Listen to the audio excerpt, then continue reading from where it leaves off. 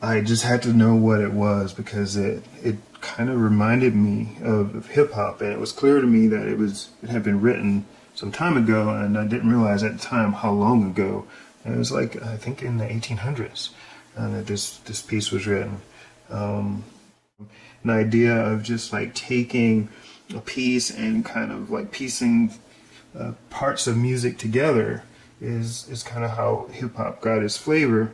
And the idea of scratching just kind of introduces this kind of off timing sometimes, and so anyway, there's a name for that, and it's called free time. And I learned that by learning about this piece and learning to play this piece, because free time is about just you've got a tempo. The tempo is there, and you can feel it. But as the musician, you get to play in free time, and you get to move around the time. You can slow things down, you can speed them up, you can even bump like bumping the table and scratching, and so anyway, I thought this is a really cool piece, and I hope you like it.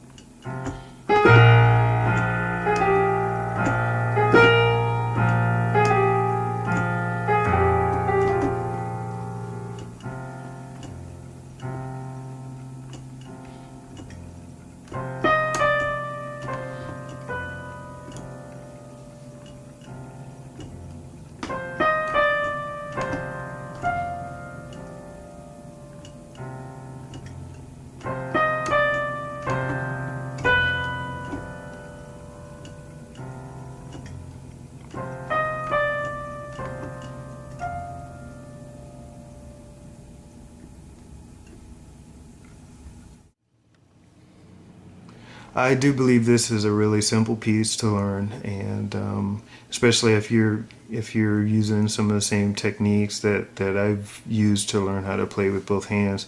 I do believe that you get a lot of enjoyment out of it, because it's simple, but you can get really effective results out of it. You get to put a lot of emotion into it because you've mastered the techniques pretty quickly, and you've mastered the melody and the accompaniment pretty easily, and and then it just frees you up to kind of play with emotion. So I gave myself a few days to learn this part, but actually it wound up taking only a few hours. So let me show you some of the things that I did to learn how to do this. So first off, there's the main melody, and it kind of goes like this.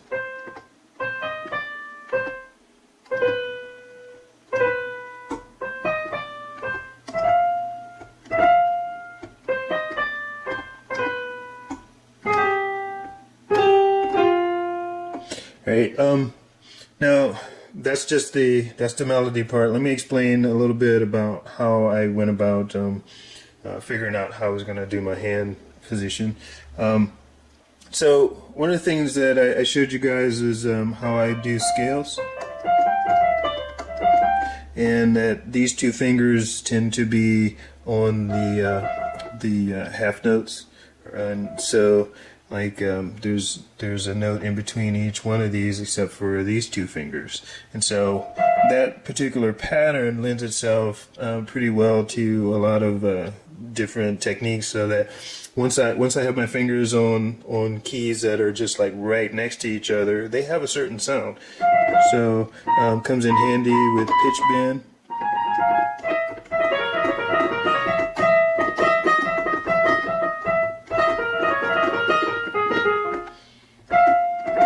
Okay, and so this song has a lot of what they call dissonance, and usually what happens is when you have two keys that are kind of right next to each other, they create what we call a dissonant sound. Okay, hear that? All right, so the cool thing about that is if I learn to find all the places where the dissonance occurs, I can kind of use these two fingers to kind of guide me.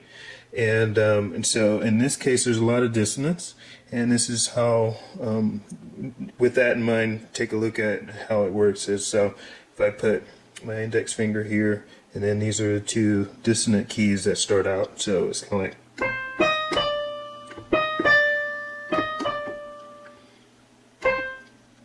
okay, and then there's another dissonance, and so then I move my fingers here.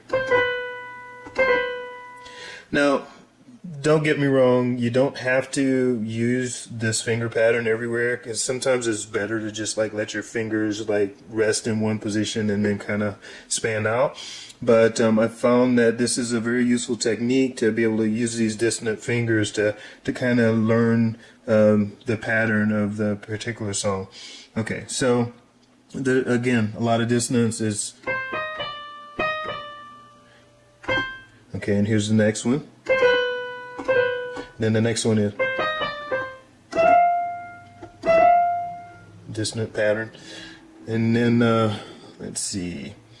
Oh yeah. And the next one is, and then the next two are just regular. Those are regular notes, and there's dissonant, and that's it. So once I've nailed down all of the dissonant places, then I just kind of went through and learned to play the dissonance.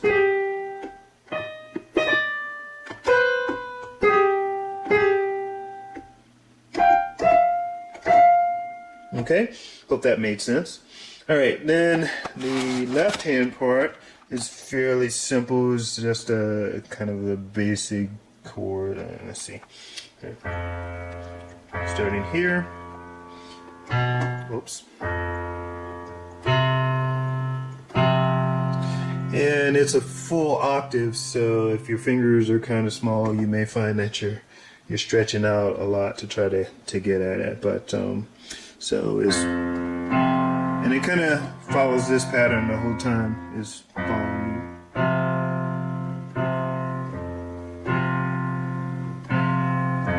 And then if you can hear like the little melody going on at the same time with that, it's all cool.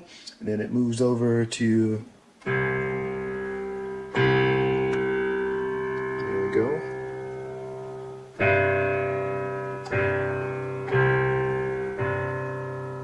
And then it comes right back.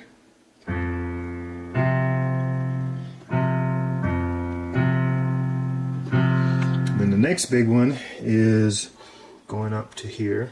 Okay, And then we're going to jump right back over an octave. Okay, see that?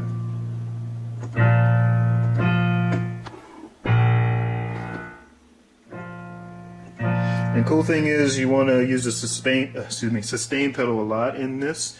So it's, see that ringing? And that way you're getting a nice little dissonant effect. What I found is once there's a point where it transitions down to here, I take off the sustain pedal because the dissonance becomes overwhelming.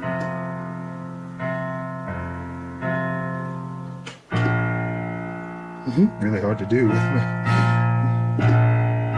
holding the camera.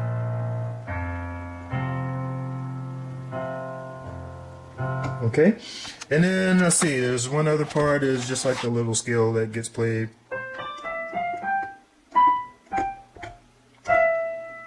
Whoops.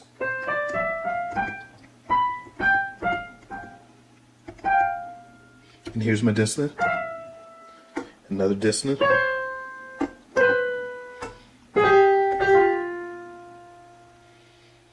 So that's how I learned it.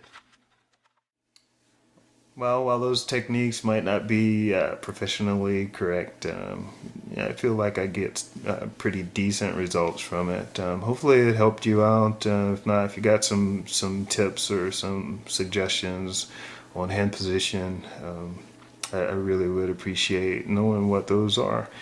And this is Kenneth, I'm signing out, but I will be back. Appreciate you watching. Peace.